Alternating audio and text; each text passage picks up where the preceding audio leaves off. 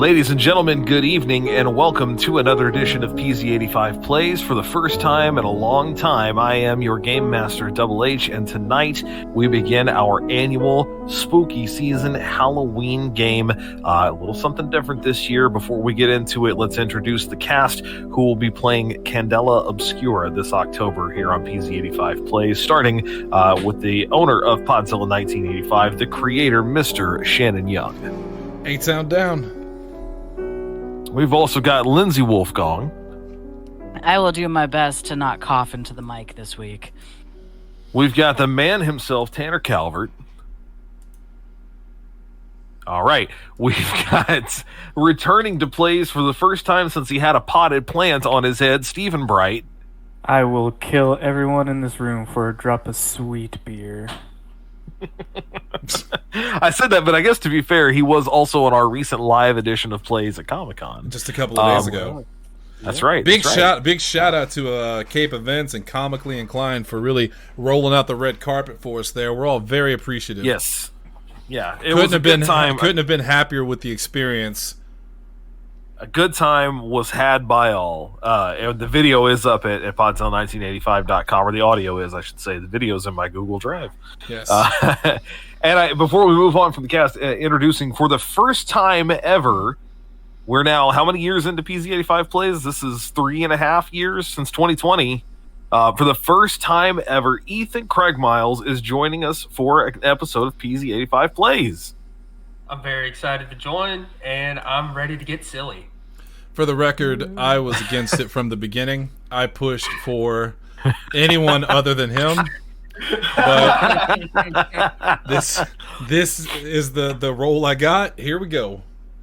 Yeah.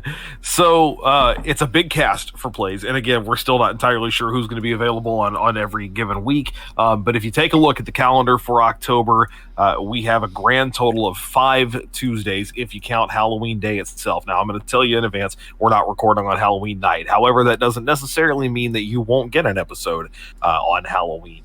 But we have, admittedly, surprisingly, a little longer than I thought that we were going to have in October until I looked closely at our dates here. So what that means is tonight, because we are playing a brand new game, because we are playing a game that is not just new to us, but very much new to the world, so probably new to the listeners, we thought we would do sort of a half measure, not a complete session zero, which we have done occasionally for these kinds of shows. Our players here have been working on some character ideas, and so they're not starting from scratch here tonight on the recording. But it is also not necessarily episode 1 or session 1 for the game that we're playing, because we're not going to jump right into it. There are still some decisions to be made. So call it a session 0.5 is what we're doing here tonight. Again, the game that we're playing for October this year, as we take a brief break from Curse of Strahd, Cody Sandusky will be back in November to get back to D&D with us there, is called Candela Obscura. So if you are familiar with Critical Role, and most everybody in the world of tabletop is to some degree, Candela Obscura is a game produced by their publishing arm called Darrington Press. It is not out completely yet. The full rules guide and all the settings and everything will not be out until what they're still describing as late 2023. So we're very hopeful that that's still going to be the case, because you know what it means in video games when they say it's late 2023 and it's October, you will get it next March. But in any case, they've been playing the game on their YouTube channel and their Twitch channel since back in May. They have a playtest edition that they've been running through. It's a world of gothic horror, of mystery, of investigations, and I thought it would be a lot of fun to do a one-shot of it for Halloween. It just so happens that not only is their quick start guide, which is basically their beta for the game, completely free, but it comes with a pre-built adventure setup that we're going to be playing, and we'll talk more about that in just a little bit. So quickly, while I try desperately to clear my throat, is there anything that you guys want to get into before we talk about the world in which this game takes place, and then eventually get into your characters too? I personally do not like Matt Mercer. Aww. Okay. Okay. I have no reason for that. I think it's because he's handsome and successful. It's And I because you're just, jealous because he voiced Leonardo. Because he voiced who? Leonardo. He also voiced McCree until the leftist Hollywood elites took that away from him. He's still voicing Cassidy, isn't he? They just changed the name. I said what meant. Oh my god. Oh god, Hunter froze. Oh no. All right, we have to stall momentarily. Steven, so I heard there's some illegitimate children that's been attached to you lately. What? Marriage is like a coffin, and each kid is another nail. Jesus Christ! Oh my god, save it for the game, guys! Okay. Wow. Let Steven go. Let Steven just go ahead, rant, riff, just go for it. I need to know about this illegitimate child. Who is he? What does he want? I didn't say it was. Why is it a he? I didn't say it was a he. Exactly. I'm just assuming. I missed an awful lot of that. I don't know if it was my internet or what, but everybody froze up. What just happened? You froze. Were frozen, You and froze. we have been stalling. We stalled. Yeah.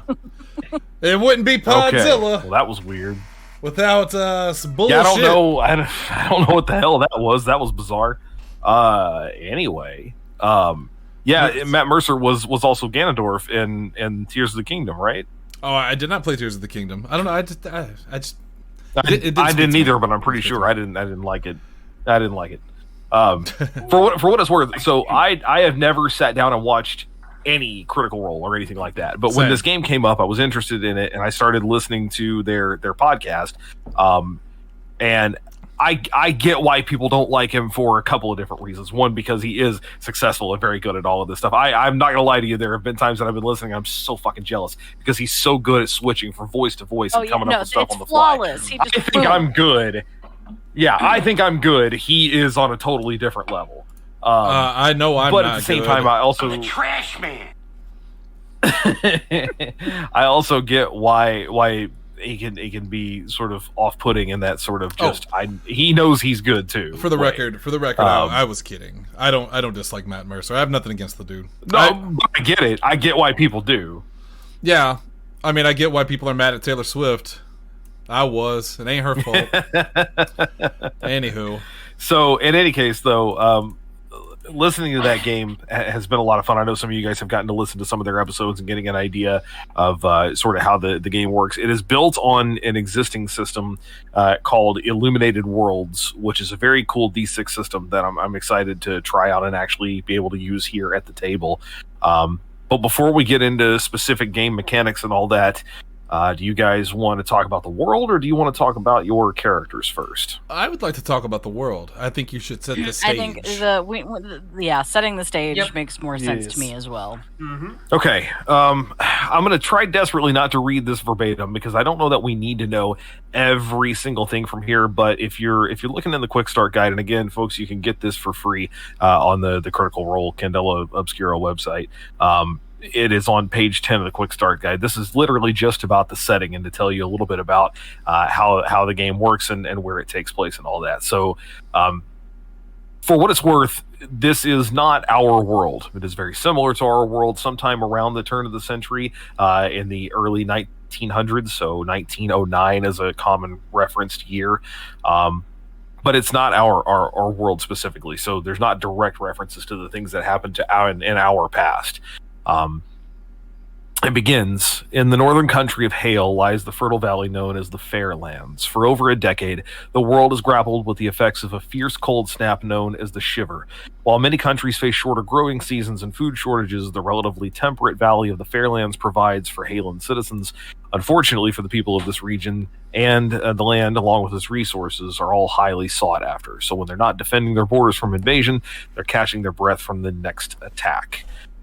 Across what's called the Glassed Sea and over across the Vast Chasm, another expanse of water, lies the country that the New Ferrens have come to refer to as Otherwhere. Relations were peaceful for decades there, but in 1898, this distant power sailed their military forces into Hallow Harbor to capture the agricultural resources of the Fairlands. The war lasted for roughly 6 years, and the Fairlands and its citizens suffered immensely. Food and other natural resources allowed the people to sustain themselves throughout the conflict, but it was the discovering and harnessing of electricity, first in New Fair, then across all of Hale, that allowed them to push back the colonizing forces of Otherwhere. So in the wake of their victory, the city, which had always been a hub of immigration, that's New Fair, suddenly flooded with war refugees. It was a daunting population boom for a wartime infrastructure, and cultural adaptations born from this time transformed New Fair into one of the most vibrant cities in Hale. So 3 years since the war, the country has restored itself, but like in the wastes of West Rec, the collective psyche is permanently changed.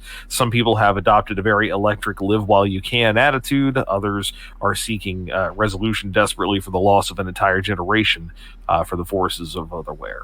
So New Fair itself is a sprawling, diverse city on the western coast of the continent, filled with technology from what would resemble, again, our 19th century or so.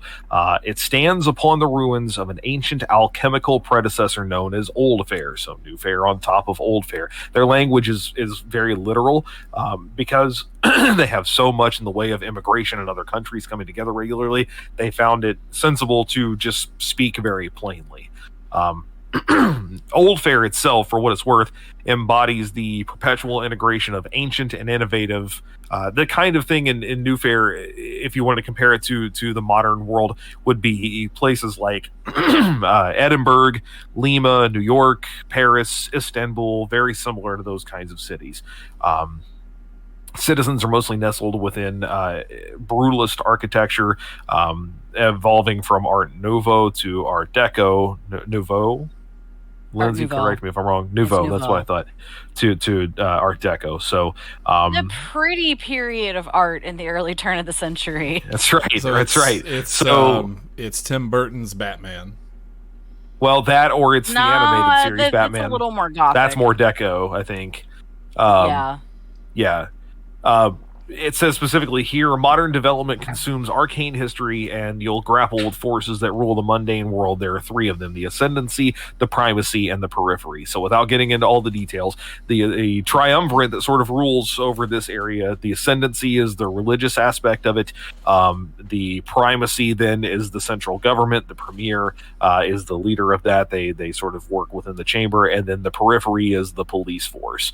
The periphery in particular, worth noting that in the wake of the last war, they've inherited a lot of military technology that is not really, it doesn't really match up with the goal of interfacing peacefully with citizens. So they're often seen as kind of the violent hand of the government. If that doesn't sound familiar, then take a quick look around. Anyway. Spicy. Yeah. So worth noting, that's just the setting and where all of this is taking place. What exactly is happening? Well, Candela Obscura is a paranormal secret society that is charged with protecting the city of New Fair. Again, built on top of the ruins of an ancient fallen civilization that is still teeming with the remnants of some very, very powerful magic. That's really where the big change sort of comes into play in the way that the world is different for them versus how it would have, effectively been for us. There is a barrier between our realm and the beyond that is collectively known as the flare, and in certain places in the world, much like it is believed in our world to be the case as well by certain folks, there are places where the flare is weakened. They're called thinnings. And so that energy, which they collectively know as magic, that's with a K, M-A-G-I-C-K, can seep through, basically. So all the myths, all the legends, all the folk tales of the Fairlands are all stories that are created to explain the very real magical phenomena that does happen and take place. However, most people are unaware of this being a real thing. Magic itself can not really do anything on its own until it infests something or infuses something. So objects, places, beings, not only does it seep into them, but it changes them permanently. If you get a thinning open wide enough, then actual creatures from the other side of the flare can come through. This is all by Candela, by the organization known collectively as a phenomenon. They leave behind a corruptive force. Often it's not something that can be seen, although occasionally it is, depending on the way it manifests. This is called bleed. For your Ghostbusters reference, think of it as either ectoplasm or just the sensory observation around folks who have been affected by something from there. So it sort of radiates. If you have too much bleed, then you could be taken over by supernatural forces. You could become corrupted in some way. You could actually die from it. It just varies depending on what the phenomenon is that caused it. It is very rare that people in the world have sort of inherent magic. If you're a member of Candela and you're utilizing it, it's probably because of some sort of powerful artifact that could reduce, contain, eliminate bleed in some way. But your goal as part of this organization is basically just, again, to protect the world from these dangers by both securing and then studying them. There's a hierarchy within Candela that includes a council of light keepers. They then direct the resources of the group. A party that's sent out by them is known as a circle, which is what your players will become. And their missions are all known as different assignments. Different chapters throughout the world make up the Candela overall, the Candela Obscura organization, and they have these lighthouses that they have strategically placed throughout the world, and actually there's always at least one within the flare itself to keep their artifacts. And so, yeah, pretty much your characters work in the shadows together to help secure the world from the things that they don't need to know about, or at least it has been deemed as such. Okay, Magic X-Files. That's a crop. Yeah, there you go. And that's the show. Yeah. And that's it, and that's all there is. That was so that was 15 minutes almost. Thanks for tuning in. There's an awful lot more that I could get into about all the different districts of the city of New Fair. This is something you guys will want to know, but we don't have to get into it all right here for the sake of everybody who's going to be tuning in. But again, quick start guide pages 12 and 13 will tell you about districts within New Fair and then landmarks outside of it. That it will be helpful. I know some of you already referenced it in your character surveys, so that's good. You've read and know a little bit about what these places are and where you could be and where you could go, et cetera, et cetera. Hunter, so, I'd like to point out that I did not read the assignment, and now I wish to change some things on my character sheet. So I'm going to keep myself real vague on this show. Not because I'm trying to be mysterious, but because I'm trying not to look like a horse's ass. It's fine, I understand. So for what it's worth, again, for the sake of the listener, because Candela is, again, for better or worse, or for ineffective terms, in beta, what they've produced for free, again, is a quick start guide, which is some of what I was just reading from, and what you can go and see on your own along with that free adventure. They also have created some pre-generated character sheets. Now, they're not named or anything like that. You'll see pre-generated characters in some games that are fully set and ready to go. They did leave some things open, but what they did choose for our players are roles and specialties. Roles are sort of your character class. Specialty would be kind of your prestige, like what you're specifically good at. So those were kind of already pre-assigned. Our players then chose which characters they wanted, basically which sheets they wanted to play with and characters they wanted to create around them. So do you guys want to talk a little bit about your characters right now? We can make some decisions and add some things and all that. Sure. Yeah, absolutely. Okay. How do you want to do this? Does anybody want to start first? Do you want to start at the top of what's already listed? Because for what it's worth, we are fortunately running into a situation where there are 5 roles, and our players have all chosen different ones. So we'll have one of each one theoretically. I'll go first because mine will be real short. Okay. So I'll give you the basics that I think will stick around, and Hunter and I will convene at a different time and fix the things that won't. But he's a magician. He is a stage magician in the literal sense. I didn't know how literal they meant by magician, but I wanted him to be an actual magician, like full on stage, sleight of hand, all that stuff. His name is Jonathan Strangeway, and he is. I got the name from. Ancestry, actually related. That's on an episode of Horse Time. Yeah, go back to Horse Time. I think the last one we did. I had a relative long down the line named Isabel Strangeway, and I thought that name was so cool. I was like, well, there's my Candela Obscura name right there.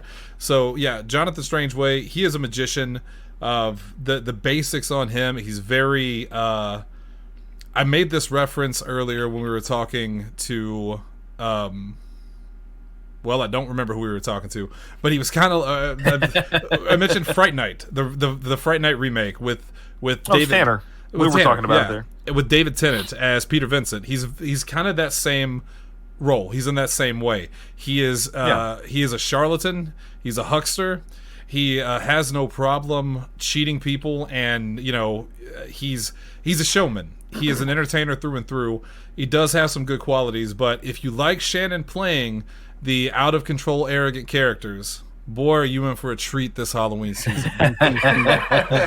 This is going to be Seanan at his Seananist. So for what it's worth, for the sake of the listener, the role that Shannon's character is playing is the face. So basically, again, I'm using a lot of Ghostbusters references, but the Peter Venkman of the team. This is someone who steps up, does a lot of the talking, puts themselves out there publicly to be kind of the public face. Again, Magic X-Files is not a terrible comparison, because again, most of what happens here is in the shadows, in secret, so that people don't know, so that they're not scared.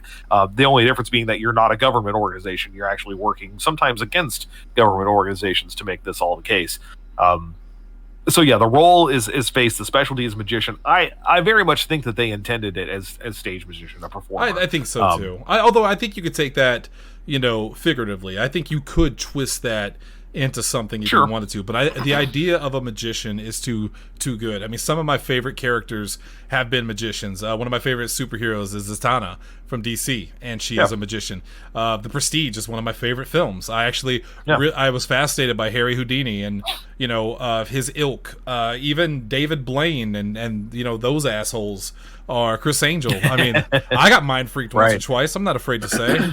So I think it sounds like a fun role, and it's one I feel like I can sink my teeth into once I iron out some of the little details. He does in the survey. You did mention family. Really, the only people that he keeps close to him. He does have a daughter that he is kind of estranged from. Her name is Isabella. Okay. And he had this daughter with someone he was engaged to at one time, but they did not work out, and her name was Beatrix. She does not like him, as do most of the women that are in his life. He's not a great person, is what I'm trying to tell you. He's not going to be the most upstanding gentleman you meet, but he is effective, and he will be entertaining, I promise. Yeah, absolutely. I would imagine, and I'm just guessing here, you tell me how you'd like this to play out. So, actually, let me ask a question before I make a statement here.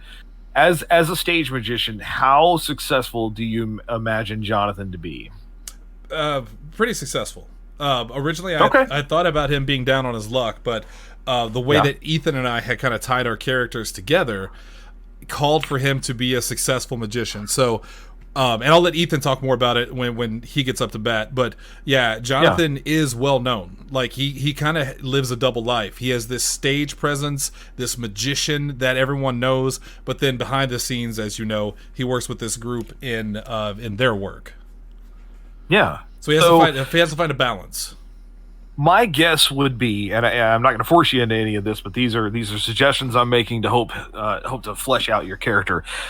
If you were a lower class performer, I would say that you would probably spend most of your time in the Red Lamp District, because it's all basically about entertainment, much more illicit than stage magic, but it could be the case. However, if he's more upscale in the way that you described, or at least middle class, then I would recommend and I would suggest that your character probably has set up shop somewhere in a place called the Varnish. So, when you go to every small town now that is consistently revitalizing their downtown area and fully gentrifying it with bars that no one who lives in the town can actually afford. Yeah. That's the Varnish. Okay. That's what the Varnish is, basically. So it's described in the text as the downtown portion of urbanized New Fair filled with expensive shops, bars, and restaurants. The Varnish attracts tourists and wealthy locals alike. It also serves as the central hub for the cable cars that stretch out across all of New Fair. Yeah, that sounds good to I me. I would imagine that you probably have set up shop there. Are you picturing street magic, stage magic? Is it a theater? So it's a theater type situation for sure. Yeah, he hauls them in every night. They call, in fact, some people even call him Johnny Varnish. Oh, okay. So he's like a real man of the Varnish, very well known. Oh yeah, in and around that area. Yeah. Dated most. Where of does the he women. live? Where does he live? Does he live? Is this like a I own my own kind of theater space and live in the back, or live totally separate? Do you keep your home and work life completely independent? I would say he keeps his homework and life independent. If nothing else, then for what he Okay. does in his free time, he doesn't want there to be any chance of overlap or exposure. Yeah, sure. So possibly because I don't think they're that far from each other. I don't have the city map right in front of me, but it would probably be the case then that Jonathan lives in the Seidel, described as the middle class sprawl of New Fair, home to up and coming residential neighborhoods and family operated shops. There are newly installed electric lights illuminating the streets, affording the Seidel a reputation for being incredibly safe at night. Much safer location probably than the others. Even if he's doing particularly well, I don't imagine this is the kind of guy who lives in a place like the Eaves, where it's exceedingly wealthy, very exclusive. Or would you imagine that to be the case? In my head, he wants to live there. That's where he wants to be. But he hasn't quite hit that level yet. He aspires for greatness. He aspires to be the wealthy, and he aspires to be one of the elite. But he comes from dirt. And it's hard to shake where you come from. Well, not to mention the Eaves is kind of you don't buy your way in. You can, but it's much easier to bleed your way in, to be part of a family line that has a house that's passed down in the Eaves. Right. So it would make more sense that you probably live in the Seidel, maybe a little jealous of people who live in the Eaves. 100%. He hobnobs with these people, but he secretly hates them. He detests them. Right. He's He's not allowed to be part of the circle there. In a lot of ways, he hates himself for not being there. Yeah, I could see that absolutely being the case. So one key relationship then would be that with his daughter, Isabella. His daughter. You got 4 that we could fill in. His daughter for sure. Right. Relationships, of course, don't have to be positive, so the ex might also play into that. The ex does not like him. I can't stress that enough. She doesn't think he's a good father. He spends more time on stage or trying to ascend beyond his means than he does with his daughter. It's not that he doesn't love her. He does love her. But in his own selfish way, he's trying to build something that she can have one day, that she'll have a better life. But the ex doesn't see it that way. She thinks he's a deadbeat. Yeah. Okay. Is there anything in particular that you haven't shared from maybe the survey that you want to share, or anything that you want to get into? Of anything that I put in that survey that I haven't said, I'm second guessing, and I'll talk to you about it. Let's just pretend he's mysterious and not that I didn't do the assignment. That's fine. It's okay. Real quick, and you don't have to answer any more or less of this than you want to for the time being. If it's something you'd rather reveal to the other characters and to the listeners on the show, that's fine too. Is there anything you want to address about the catalyst and the question for this character? So for the sake of the listeners, each character will have a catalyst that is a reason why they would have joined Candela Obscura, the organization in general. This can be anything from intentionally seeking them out to getting caught up in their machinations, specific situations, whatever. And then the question is more about something they want to know as a result of being a member of Candela. So it doesn't necessarily have to be about Candela. If they have a personal question that they want answered in life and they think the organization can help them, that's something that would go there. So for Jonathan, is there anything we need to know about his catalyst or his question? Well, originally the idea that I had for it was that something had happened to him, or he had seen something. Being a stage magician and working with tricks and sleight of hand and illusion, that something happened to him that caused him to be able to do actual magic. He now has real magic that he can do, and it confuses him. He doesn't know why. He doesn't understand it. And increasingly more than being one of the elite, he wants answers. He wants to know what this thing is. He wants to know what the veil, the flare is. He wants to know what bleed is. He is obsessive over trying to figure out what's happened to him, partially because he's afraid for his own life, because he doesn't understand this thing. But the reason I hesitate to say is because I don't know to what extent these people know of this thing, like how much they understand of it. So if he works with this group, maybe he already understands it, and therefore my catalyst in question is pointless. So really what it could be, and what might help you better answer that question, is how long do you imagine Jonathan has been a part of Candela? Because it could be a very long time, it could be a very short time, or it could be that it happens in our first episode. I'd say first episode or short time. I like either of those options. Okay. Whatever has happened to him has happened to him recently, and it's part of why he has become more famous. Sure. But he's scared because he doesn't understand what it is, and he's afraid of what it could do to him. Okay. So this, for what it's worth, is, as I recall, ties into your specialty. You chose the Prestige, yes? Yes. Yes, so this is a magician specialty talent that that Jonathan will have throughout the game. This is, again, one of the very few characters in the world who can inherently, directly, basically interact with things beyond the flare and take control of it and harness it for their own use. So, yeah, someone who had previously been, again, strictly a smoke and mirrors magician, now has the ability to occasionally go beyond the limits of human capability. Again, a very, very unique situation, and something that, would be pretty distressing to someone who had never experienced that kind of thing before. Certainly. Yeah. Should I say what the magic trick is? If you want to. For what it's worth. That's right. You do have to pick in the time. I was thinking it was like gear that you could pick in the moment. So if you want to tell folks now, or if you want to make it a surprise the first time you use it. Yeah, you know what? Let's do that. Make them sweat. Yeah. I think it'll be really interesting for you to be able to kind of break out of the norm. I hope so. In some moment. Okay. Anything else? I don't want to move on if there's anything else you want to talk about. I think it's ridiculous that they voted McCarthy out of the House today. I think we're in a lot of trouble. That's all. No, not now. No, it's not the show. October. I know. Damn it! Why does this have to happen in October? It always does. There's does. always something. There's always something. Oh, I can't wait for November. Who's next? I'll go next. Lindsey. Okay. We'll get us seasoned ones out of the way here first. Sounds good. So my character's name is Margaret Stockwell. She is 27. And if we're going with her style, I would put it as flashy but functional. At first glance, you might think she's part of the entertainment industry, but she is not. She is just part of a very wealthy, well-established family within New Fair. They own a museum in the Varnish known as the Celadon Codex, and they hold in high regards that they share the information with the world as well as what they sell to private collectors and such. They make a point that the museum is open at least 3 times a week, free to the public, and the other 3 days are open to paid parties only and is closed once a week.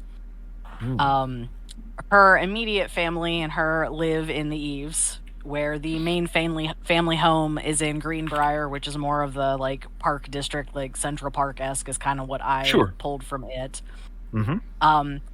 One might think, being a daughter of the family, that she would be a archivist or a scholar. No, she's an explorer. She's out there spelunking with her father, much to her mother's dismay. If anything, she might be seen a little bit as the black sheep of the family, but she is more than capable of what she does. Outwardly, she has the ladylike appearance, but don't get her wrong. If she drops her handkerchief and you're the wrong kind of person, she will kick you in the face.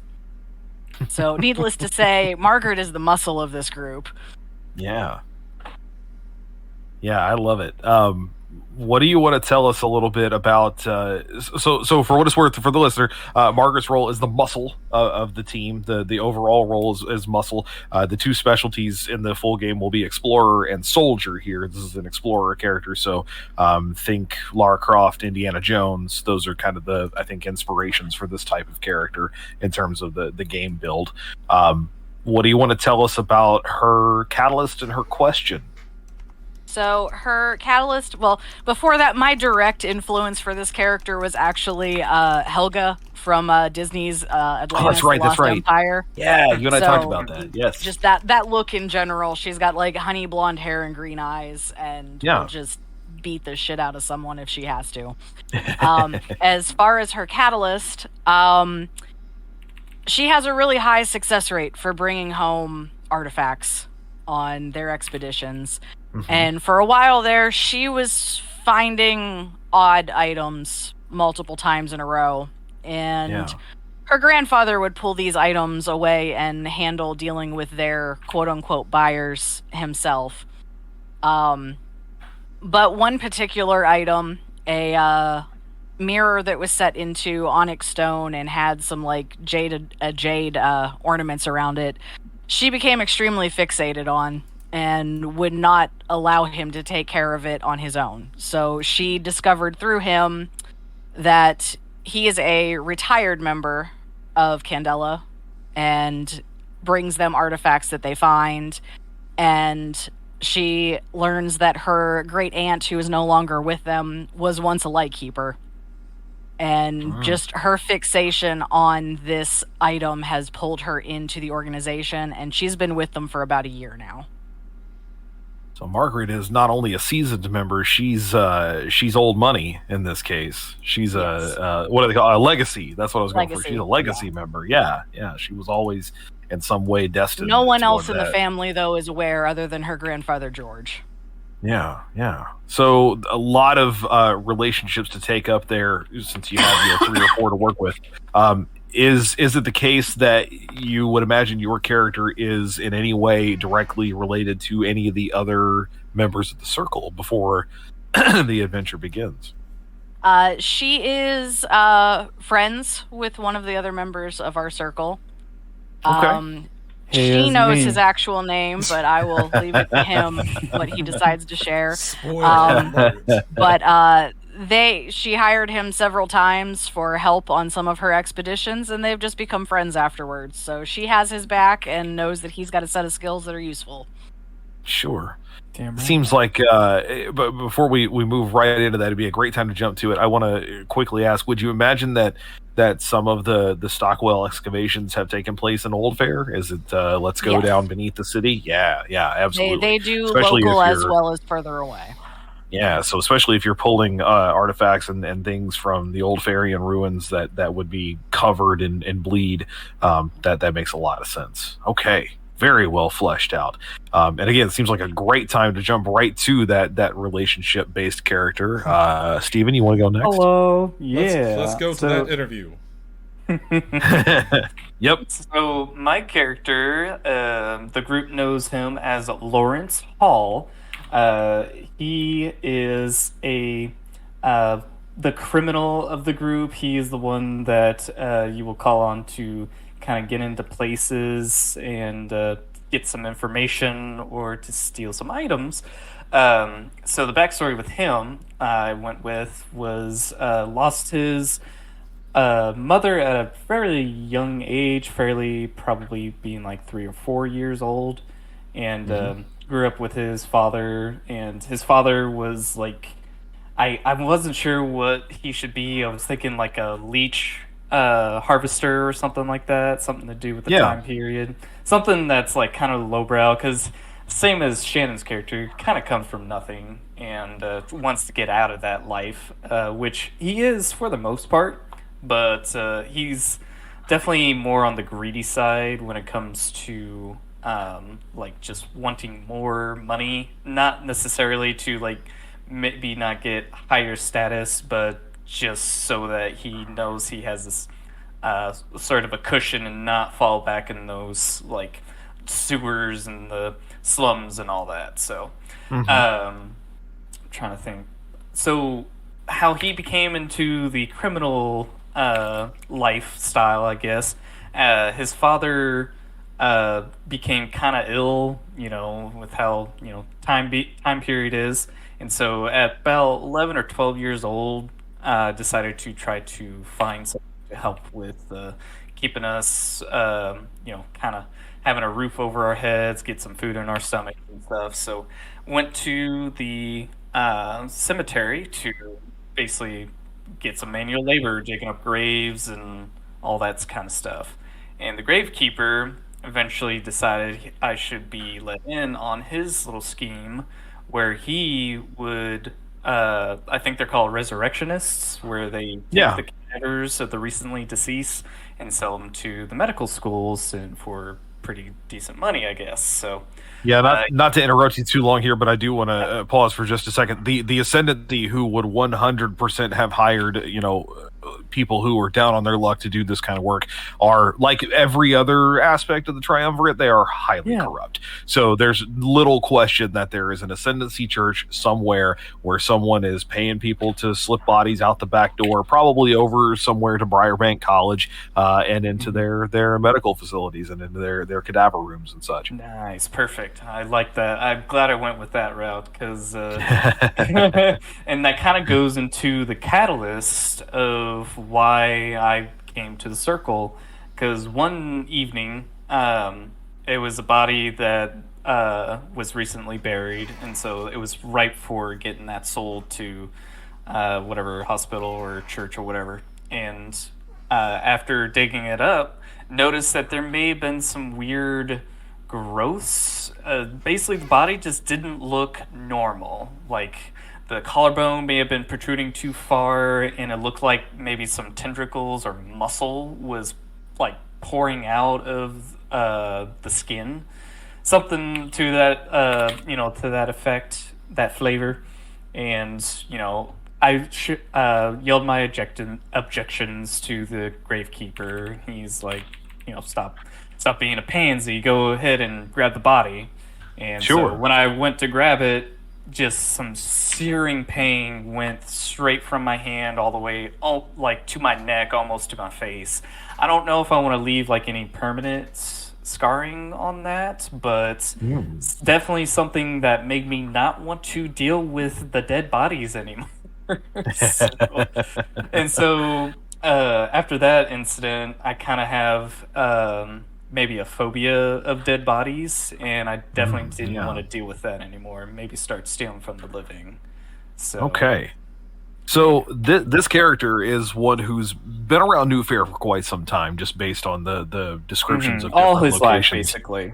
Yeah, where do you imagine he spends his time most of the time? Not necessarily lives, but so does he really have a day job per se? So that's the thing. The day job is whenever he hears or sees that there's a new body coming through, he kind of wants. Sometimes, I guess if the cadaver is at the home, they may call upon us to retrieve the body, and that would be ample time to case the residents, see if there's any valuables around, see if there's anything worth coming back for. So that would have been like another side thing we were doing, is just something that maybe the family wouldn't miss or maybe notice that it was gone. And so that was one of what I was thinking, basically just burglar. So my thought is that where you could spend your days in a lot of different places because you're a dispatch force. You're not necessarily going to a district to work. Yes. But the Shrive line is the home of the Ascendancy.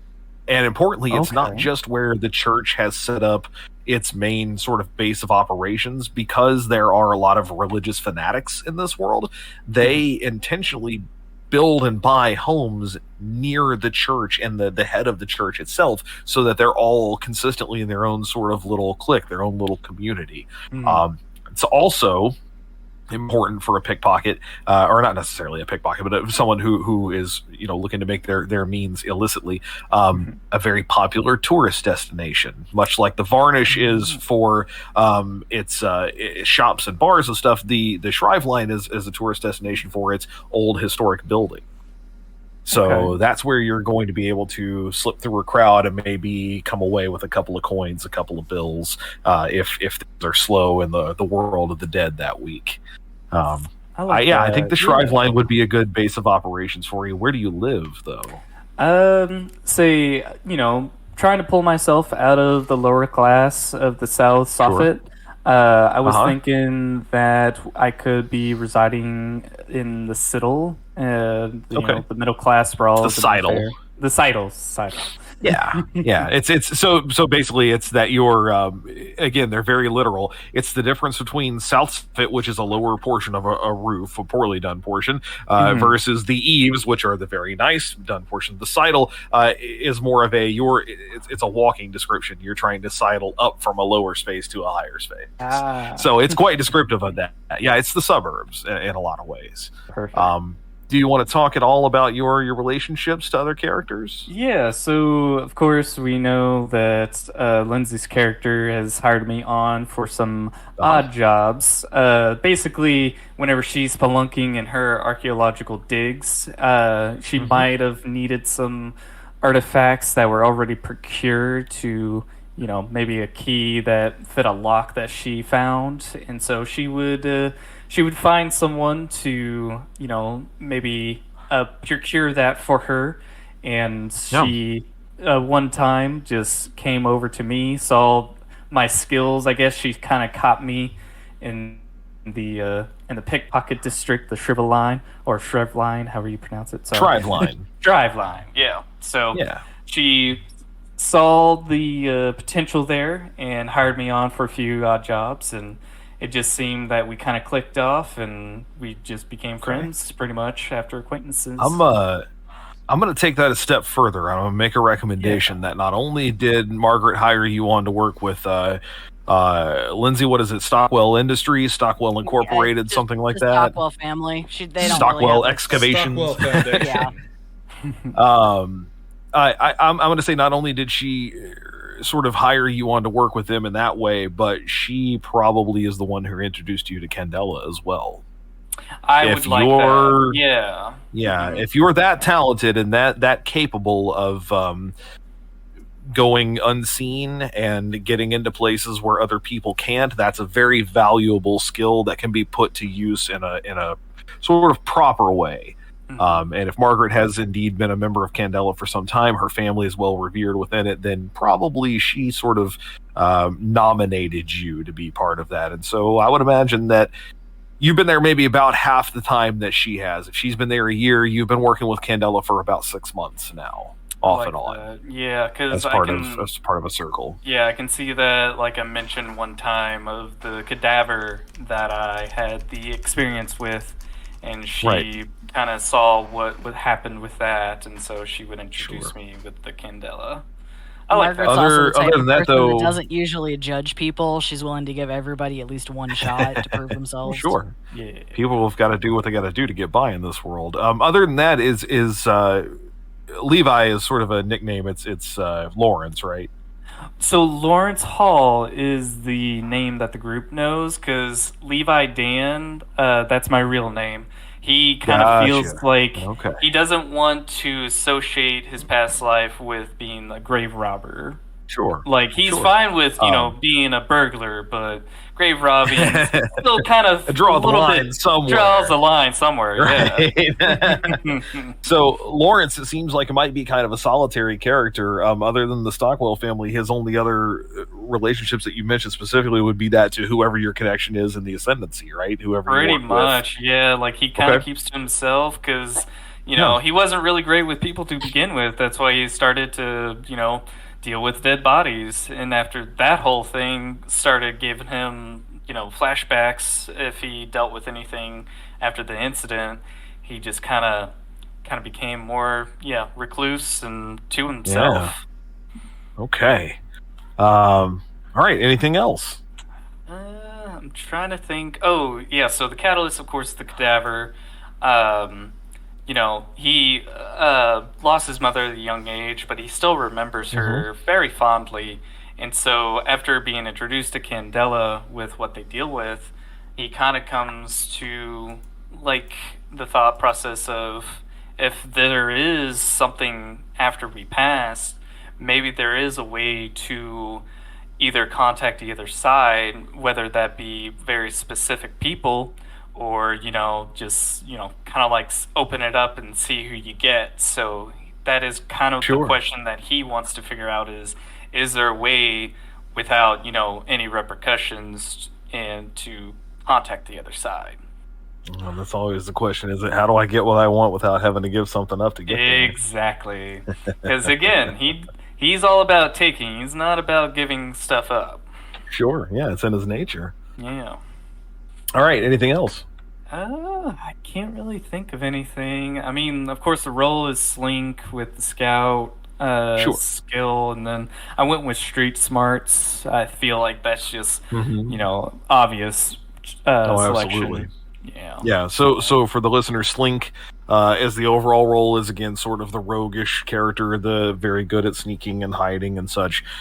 Specialties are two very different extremes: criminal and detective. So if you want to play more on the side of law, detective, the opposite, of course, is the one that's the pre-generated character. So Steven built around that for Lawrence. Very good. Okay, 2 to go. Who's next? Tanner. Don't everybody Sure. speak up at once. Yeah, I'll go. So, for the listeners, we were very unsure whether or not I would be here or not be here for the first couple weeks. So, my character is he's the scholar of the group eventually, whether that's when they first start or whether they find him. So, Hunter, my character's name is, this is going to be hard to pronounce. It is Elkanah Bottomley. Okay. I got spelling coming to the group chat now, but Elkanah goes by Elks for short, like with his friends. Okay. He's a scholar. He attends the Briarbank College, where he studies history and genealogy. That's where his interests lie academically. Sure. Secretly, against the wishes of his family, he's really big into studying the occult, the mundane, and the paranormal, and he's actively looking for ways to get involved in these fields, but they haven't come available to him yet. Okay. All right. His only active family around is his father John Bottomley and his mother Mary Bottomley. So I did the same thing Shannon did actually. I actually pulled a ancestor from Ancestry for these names. These are all real names of people who I'm related to. Yeah. So, yeah. He's, as far as style goes, he's very well dressed, very professional. He has to act the part when he's at college. So, he's always in a suit, vest, tie, nice shoes, always well dressed, obviously. Sure. Is this a character who you imagine has been a part of Candela prior to the beginning? Is just now joining? He's looking for a group like Candela. I basically, when I created the character, I was creating it with the idea that I'm probably not going to be there for the first couple of weeks because I didn't know Sure. procedure I had. Yeah. So I wanted it to be an opportunity where maybe he had a run-in with them, and he was just kind of swept up into the. Okay. Yeah, I believe we can make that work. So we'll say in advance that your character is, while you will tonight be deciding how your circle works and all of that, in game we will actually introduce your character into the sort of established circle in that first episode, and we can kind of decide in the moment how we want that to work with other characters as well. I mean, it'll be very straightforward that Margaret and Lawrence, at least from what we know about them already, will sort of be members of Candela and planning on being part of a circle as a lightkeeper. Will make them part of one. What sort of relationships does Elkanah have that are important to him? Really, only his parents. Like he's so wrapped up in his studies when he's at school that he doesn't have a chance to make friends. And his relationship with his parents, while it's a formal relationship with your parents, for him now it's mainly their support, whether that be emotionally or financially. He's what they're standing on. His parents are how he's attending college. How he's getting his education, how he plans on moving forward, but he's very much reliant on them. So he's been kind of careful, cautious about how he studies paranormal and the occult. Sure, they're very much against So importantly, Tanner's character is playing the role of the scholar, the intelligence-based character, the one who does a lot of the heavy reading, heavy lifting on that front for the other characters, is capable of sort of seeing patterns and things. And the specialties typically are professor or doctor. So the difference being, of course, medical versus PhD, psychological, or academic, I guess I should say. I think we're kind of flavoring this as Professor Eventual, Professor Emeritus. In other words, someone scholar, who is an active studying. Yeah, active scholar now with Professor in his future. Sure. Yeah. So, quickly, what do you imagine this character's catalyst in question to be? What is the reason for joining Candela, and what is it they want to know as a result of being part of Candela? Well, this is probably the easiest portion of this character. The catalyst is he has that drive to be able to research these things, the occult, paranormal. Sure. He can't do they that. have something he wants, basically. Basically, yeah. Which could be a positive or a negative connotation, right? Sometimes ambition breeds contempt in folks. Yeah. And then his question is, he's got the basic question that everybody has who's interested. Life after death. Is there truth to any of this paranormal research? Okay. Well, it's one of those things where he wants to believe. Well, I want to believe. Wink, wink. But he is such a scholar that he needs to be able to do the research. Thus, him looking for a group like Candela to work with. Yeah, that makes sense. Yes. Give me just a second here. Anything else, Tanner, that you want to mention specifically about this character? Sorry, I'm taking notes while I'm doing this as well. You're good.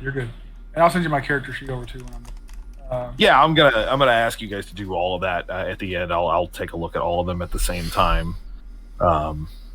As far as like traits go, physical traits, he is. Imagine Sherlock Holmes in his early days when he's still. Imagine Sherlock Holmes from Enola Holmes, if you've watched those movies. I've been meaning to, and I haven't, but I know it's Henry Cavill, right? It is. That's kind of his. Maybe not as tall and quite standoutish because of his his height and size and everything. But he's that clean cut. His hair is a little long, but it's always well taken care of.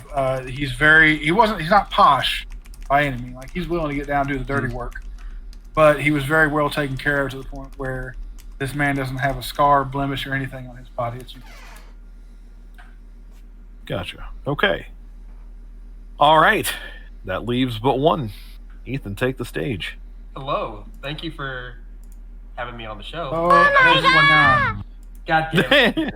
I just wanted to say, I think the best way to introduce this character is I went with the class Weird, specifically the oldest. So in the full game, so for the listeners saying briefly, in the full game, the weird role is kind of the wild card, Charlie. This is a role that directly interacts with the Flare in some form or fashion. Not necessarily someone who is always fully capable of magic or of utilizing stuff from beyond the Flare, but one who has definitely had a key interaction with it. The specialties in the full game will be occultist and medium, one who is, of course, psychic. The pre-generated character utilizes the occultist version of that, so please continue. So I kind of came up with the idea that when I was like, okay, what can I do for a weird character? And my first thought was like clown. So perfect. So what I kind of fleshed it out a little more, thanks with Hunter. But I want to kind of she does have a name. She has an actual name, but she goes by the alias Patchy Tumble. I love that name. Thank you. It was a clown generator name that I found that name on, and that's her stage name pretty much. Please continue. I have to go change the name in the group chat to Clown Generator. She's 28 years old. She's dressed like what you think a court jester would look like in the in kind of the 19th century Victorian era. She wears a mask. She always Harlequin. A little bit, yeah. Yeah. She always kind of wears the mask. She's very like lighthearted and willing to talk and entertain people. She is kind of a bit of a show off with her entertaining. She is kind of considered a joke to everybody, kind of the opposite of what Shannon is. In that, like, she's kind of like, oh, let's go visit old Patchy Tumble, for a gag. Why don't we entertain ourselves by laughing at her misfortune? And she never talks. Oh, she talks. Hunter got it. Well, only when people say, "What are you doing?" What is that? I'm sorry, I can't help it. Now. I get it now. But yeah, she is kind of a fortune teller. She does have the ability to like read people. Her backstory is, I don't want to delve too much into it. I kind of want to play a lot of her stuff close to the chest.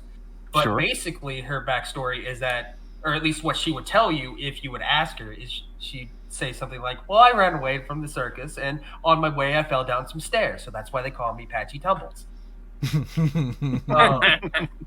Please tell me she has the little horn that she tells a joke and she goes, "Hark, hark." Yeah. Oh my god. Lindsey, can you edit it a little bit, maybe? We just need that on the soundboard. It'll be fine. I'll get it. Hey. But she's really, like, the most she'll tell you is that she originally lived in the Tartargrass. I think that's how you pronounce it, Tartargrass. Tartargrass. So yeah, Tartargrass is a location that's actually outside of New Fair.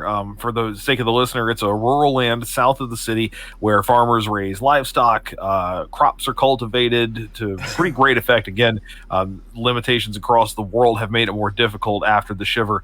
And the Ascendancy has a really strong foothold in that area, as you might imagine. It's the farmland, so naturally it's the Bible Belt of Hale, basically.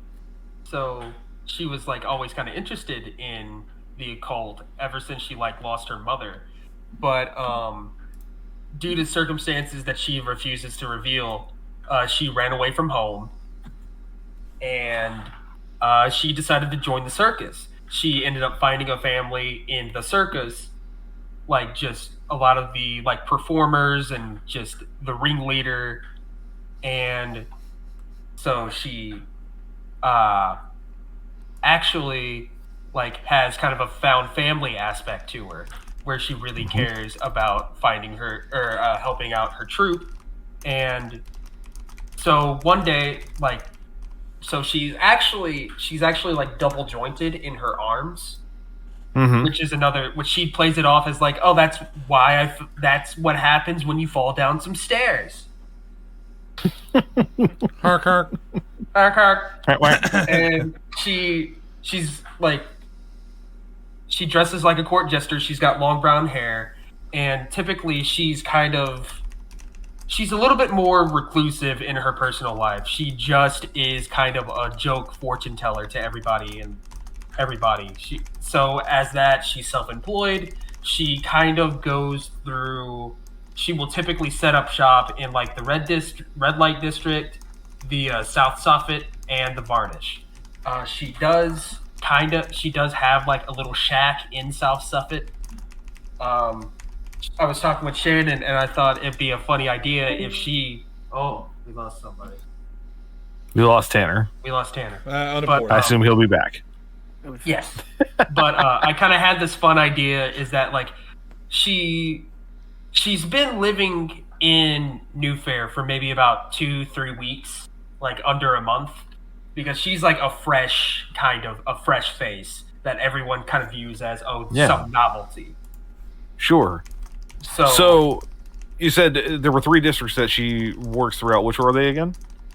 She typically will like set up shop in the red district or the Red Lamp. It's like the Red Lamp district. I have the Red Lamp district, but for what it's worth, the Red Lamp district would basically be very analogous to a red light district. The guide describes it as the area of the city that is very commonly undertaken with sex work, legalized sex work. It has 3 things to sell you: sex, scarlet, which is their drug of choice, basically, and we'll get into that at a later time, or a chance to gamble your money away. So it's a less polished version of the Varnish, hence the name. Okay. The Red Lamp, you said South Soffit. That's sort of your lower class district, mostly occupied by blue collar workers, war refugees. It's a step below the Seidel, so that would be a popular location to set up as well. Yes. And what was the third? The Varnish, or wait. And the Varnish, yeah. So the Varnish being, again, a place where multiple characters have set up shop to do things. That one would probably be one that's more difficult for you to maintain a mobile bit of entertainment. A bit if you're showing up and kind of just doing anything on the street corner for a little while or whatever, performing tricks. The Varnish is where you're going to get some pushback. You're going to get some people going, okay, you don't have a permit, let's move along. From John. But every once in a while, you find a little, a place to sneak in for a couple hours and make a little extra money before they run you off. Yeah, that was kind of the idea. And she knows about Shannon's character. She hasn't actually met him, but she kind of views him as oh, that guy's not magic. This is real magic. He is aware of her. He is not impressed. He looks at her like, the Bill Dauterive, just the sad clown. She is everything he aspires to stay away from. She's the reason why he wants to get out of or stay out of the dirt. Someone Basically, came into his theater once and said, "Have you seen Patchy on the street?" And his monocle fell off. It was disturbing. Basically, Patchy's life is everything that she thought it wouldn't be, and everything she was afraid it would become. Yes. Because for 50 seconds he thought there was clowns on the Varnish. On the Varnish. Oh, please don't make me make a name clowns on the Varnish. I'm going. But some of Amelia's generator. I let something slip. But something of Patchy's strengths is her resiliency to survive and her loyalty to her found family, and also willingness to make people entertained and happy. Sure. She is easily kind of emotionally manipulated, nervous towards bigger, taller, handsomer men. Hello. And she tends to make kind of hasty and impulsive choices because she likes collecting little knickknacks. She likes acting a little more weird. Tanner keeps flipping in and out. It's very distracting. It's fine. But anyway, does she have where does she live? If she works in those districts, where does she live? I kind of thought she definitely lived in South Suffolk, kind of more or less like a hut. Yeah, that makes sense. We're not full on to shantytown level yet. That would be in Nine Irons, which is the basically main location of the not the primacy, the periphery where the police force is set up, which is as bad as it gets. Right, the most vulnerable citizens are set up right beside the police. But South Suffolk is stable enough that you think old New York apartments. They're crumbling, they're falling apart. You can maybe you might actually have a room in a building, but it is the size of the office I'm in right now. It's a closet. I mean, that's the entire living space that you have. Maybe a mattress on the floor, simple situation, just a pallet, that kind of thing. Very clown-like. Certainly. It's a clown's life. And we know relationship-wise that you have you're aware, you and Shannon's characters are aware of each other. Are there any other key relationships? You mentioned the traveling, the troupe that she performs with. Yeah. She actually does know kind of the ringleader. They are she looks to him more as a father figure and someone who is an authority in her life. Yeah. I don't know how much I want to reveal with my character. You don't have to reveal anything else if you don't want to. I'm just curious. So two key questions, and answer these as specifically or vaguely as you'd like to in that same vein. The catalyst and the question: why is this character a part of Candela, and what is it they hope to learn by being a part of Candela?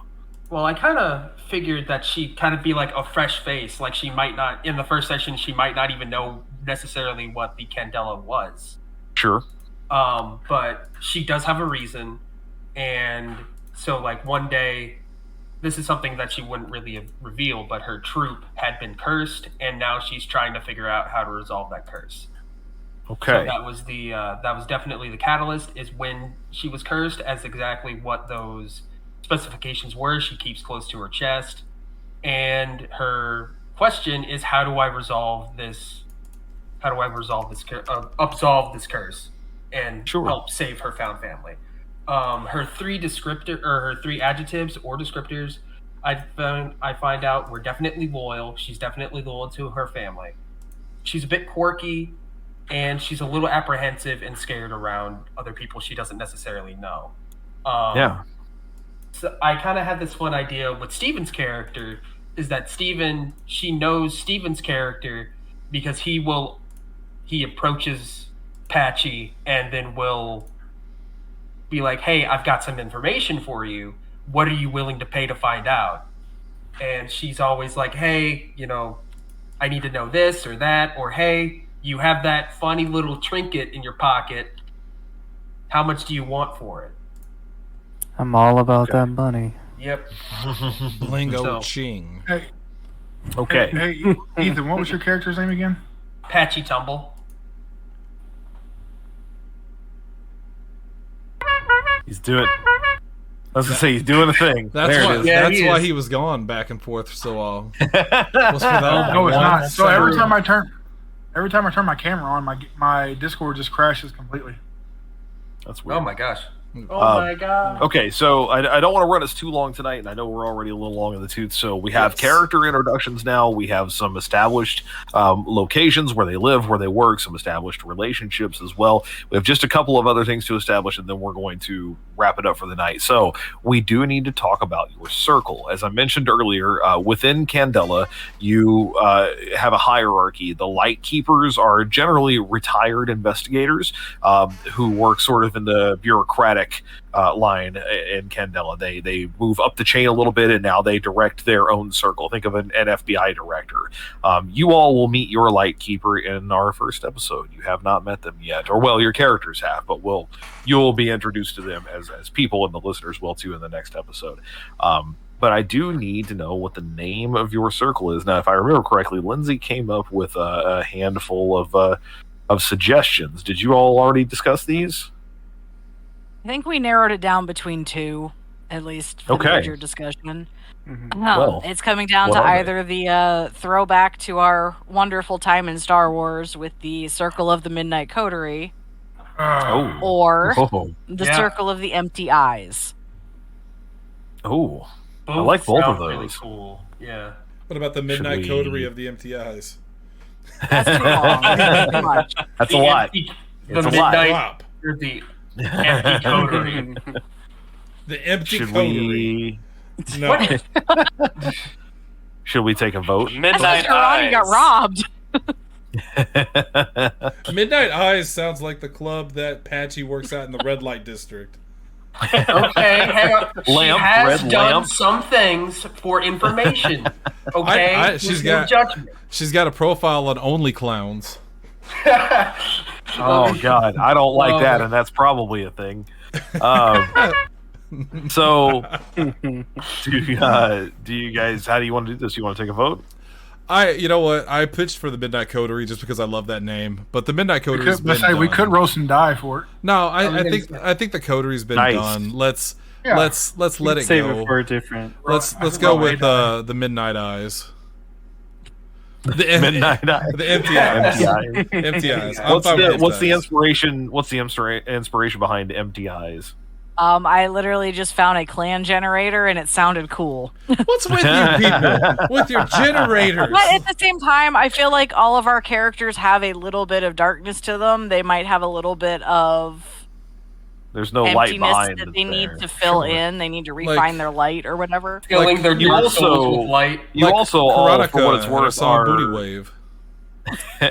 you're all sort of hiding something, or you're capable of hiding things from others, and there is that you would sort of impart the idea of empty eyes upon others. You don't want to be seen in some ways. So yeah, the Circle of the Empty Eyes it is then. Right. I was thinking either that or Stonecutters.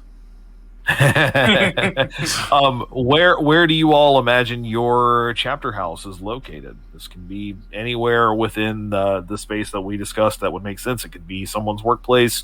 It does not have to be a place that any of you currently work at or live at. For what it's worth, if you've listened to any of the established adventures, they often meet at a bookstore that is not run or owned by anyone who's actually in their circle. So I think I did not think about this part. I think the theater would be the best place. That's exactly what I was thinking, for what it's worth. Although that would, I think, require you, Jonathan, to be an established member of Candela, if not for very long. I think at this point, Maybe for what the it's worth, graveyard. Well, now it's right under the nose of the Ascendancy, for what it's worth. It could start one place, and then Jonathan volunteers the Transition. theater. Yeah. Yeah. That's true. Like, yeah, he's pretty appalled that the meeting place is in a fucking graveyard. He wouldn't be caught dead in a graveyard. Okay. Yeah. So we can cover that when we get there. District wise, we'll say that it either resides in the Shrive Line or the Varnish, or it eventually ends up in the Varnish. It sounds like most of you spend a significant amount of time in the Varnish, and that probably makes the most sense. Okay, so we have those two things. The one other thing we need to establish about your circle here and now is your ability. So at character creation, and then every time your circle advances, you get new abilities. These are on, there is a document, for what it's worth, the circle sheet, and I can quickly just screenshot them if you don't have them pulled up so you can take a look. I'll make a recommendation if you all don't see one that immediately jumps out to you, but I don't want to say anything until you've had an opportunity to kind of look at these. So these are the options you have for your circle ability. And importantly, these are things that you will all, one of these things, whichever you choose, will be something you all get to pull upon, that basically gets added to your abilities. Gotcha. We decide this So now, for or this in the future? Yes. No, this is a decision you make now when your circle is established. And this way we don't have to figure it out next week. Whichever. Importantly, if you want the recommendation, I can just tell you, and probably the easiest and most effective one for a one-shot like this. I'm assuming it's going to be the one you're about to say. I prefer whatever Hunter suggests. I would like to go with Hunter. Forged in I'm Fire. looking at Forged in Fire. Yeah. Forged in Fire is the simplest one. For the sake of the listener, when one of you helps an ally on a roll, if that ally then does not succeed, you both earn back one drive point of your choice. So to help an ally on a roll, you have to spend a drive in the related area. This way, if they don't succeed, you don't waste that drive. You get it back. I mainly recommend that because other than stamina training, which is handy, you get 3 extra gilded dice to hold on to, and one of you can use in a moment of need. A lot of the rest of these are meant for longer term play. I really love One Last Run, but it only makes sense for established characters, right? The next time that you fill the track, your circle retires, you get all 4 options for advancement, but your characters are done at the end of that adventure. One of them is about milestones on the track. Again, we're not going to be meeting that. New abilities during advancement. Forged in Fire is the most utilitarian, for what it's worth.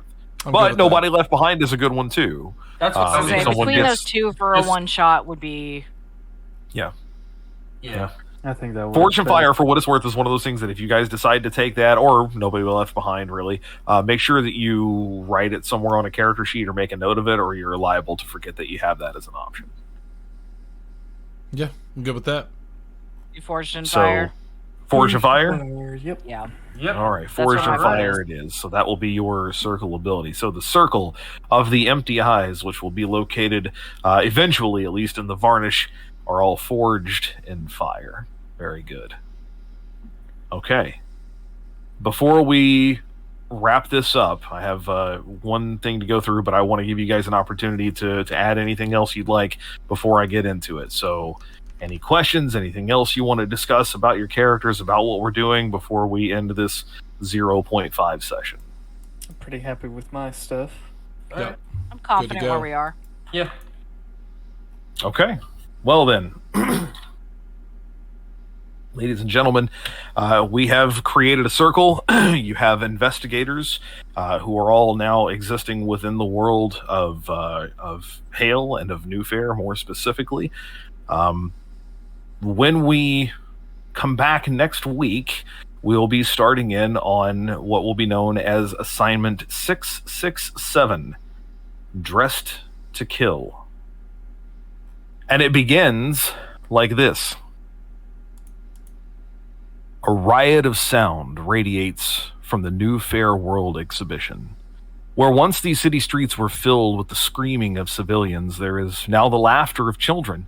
The echoing of gunfire has been replaced with the pop, pop, pop of roasting caramel corn. The explosions of enemy bombs are now the crackling of electrified inventions. Even 3 years after the war, it feels almost incongruous to hear the wild noise of happiness. You carry with you, as all Halen citizens do, the weight of the last great war on this Memorial Day. In celebration of the military implementation of electricity, the incredible power that forced Otherware to withdraw from the region, New Fair hosts an exhibition of advancement every year. Today, the district of Briar Green is a new world, transformed by colorful flags. Each street is lined with a stall of pop-up markets, and children scurry among the crowds dressed in their finest. On display, there's row after row of inventions, the likes of which you've never seen. Come see the electromagnet elevator. Use radar technology to find your missing sheep, madam. Tired of buttoning your shirt for work every day, sir? Try the amazing zipper and get your morning back. Best of all, the entire district smells of cotton candy and other sweets. When we finally make it through the cacophony into Briarbank College and into its exhibition hall, the world seems to forget the rules by which it operates. Here, the bright sun is dimmed by a dust-filled darkness, and the outside noise is compacted into a weighty hush. The hall is filled with the whispering of industrial giants exchanging vast sums of money. The inventions in these rooms are titanic. The very air smolders with a static buzz. Electric screams silence the speakers with a regular staccato, sending the bravest eyes looking up to the lightning that dances across the ceiling. We wander in silence through the gallery, listening to the daring inventors perched on bespoke stages, evangelizing their work. Well, if you'll stand over here, sir, there, now, don't be afraid. The X-ray machine will only show us your bones, nothing more. But if you will hand me the items in your pocket, sir, yes, thank you. I've always wanted a gold watch. There are flyers throughout the hall of a bright, almost iridescent green, and in the dim light the pages seem to glow. The electric flashes cause them to sparkle almost. We follow them like a trail of breadcrumbs to a massive crowd. High on the stage before us stands a beautiful woman, Vera Montgomery, swirling in a glowing green dress. She is a beam of light incarnate as she parades before a massive sign, a word painted in the same eerie green hue, Undark. Over gasps from the crowd, we cannot hear the voice of the man who stands with her, but it's clear he is highlighting the features of the pigment. He gestures around the room as if to say, you need no light but the one we provide. In our Undark, you are the light. The crowd erupts in cheers, pulling the attention of the entire hall. In all of this, it takes a moment then to hear the model's screams. But her cries grow louder and more piercing over the enthusiasm of the onlookers and the crash of electricity. All at once, a hush blankets the hall.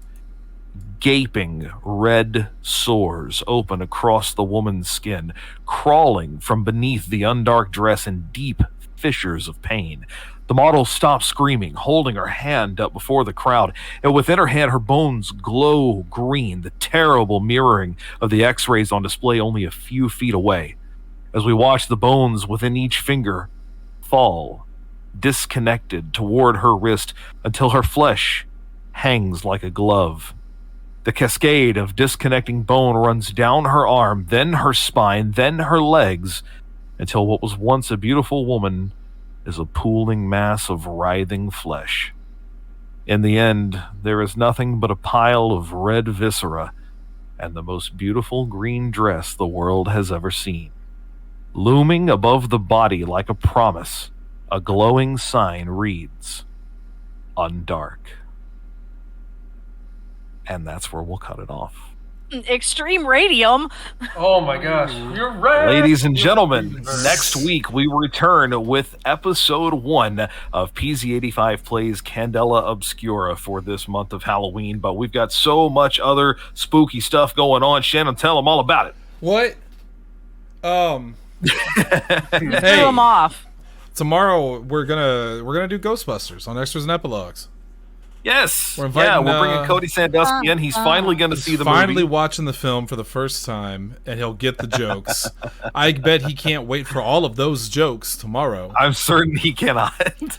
And then on Thursday we have our first episode of either Terrifying Tanner Thursday or Are You Afraid of PZ85 After Dark? It really depends on Tanner's schedule and his mouth. Either way, Lindsay, I don't need you to do I a know, top I get 5. October off. Yeah. I'm so excited. This is my time. I'm planning things. Tanner and I plan things.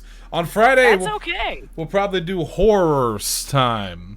Horrors time. And if you're wondering what's the difference between horse time and horrors time, probably not the a lot. cold open is spookier. Yeah. That's it. We shouldn't The have. bones are their money. We shouldn't have done the ghost house already. We should have saved it. Oh, it's okay. We haven't done the skeletons. It's interesting. Are we gonna sing? Is this gonna be the Oh, first yeah. musical? Oh, okay. Yeah, the I'm down. I'm ready. The first We're doing it. PZ85 It's happening. musical. Oh, I'm for it. Yeah. Let me He can talk. And then let me don't juice forget this double Krispy back Kreme to and we'll be good. double back to the Howl's Eve Tales is back. Season 2, Tabula Yeah. Rasa, episode 1 went up what was technically early this morning. Or clean but slate. the idea is they'll be up on Mondays. All new original episodes. If you missed last year's season, go back and check it out. It's something we only do this time of year. It's one of my favorite things that we do. And it's been a blast so far. So go back and check it out. Tanner created our first episode. I wrote the screenplay for it. We've got new episodes in the future coming from Shannon, from Lindsey, from me, I'm up next. maybe from some special guests. Yeah, Shannon's got one up next for us. Howl's Eve Tale Season 2, Episode 1, Under the Big Top. It's up right now at Podzilla1985.com. Yeah. And that says That's it it. all, folks. And it's so late, so we're going to wrap it up there. Candela Hey, Obscura Hunter. and the Circle, of the Empty Eyes. You will be want back. to Yes. know what horror films I've watched so far in October? You got a list? I do, and I'll reveal it Thursday on an all-new Yes. Terrifying Tanner Thursday. All right, that's Keep it, it ladies tapped. and gentlemen. Until next Tuesday, until next week when we come back to Candela Obscura and the Circle of the Empty Eyes, for Shannon, for Lindsay, for Tanner, for Steven, for Ethan, and for myself, stay out of the dark, and especially stay out of the undark. We'll see you then.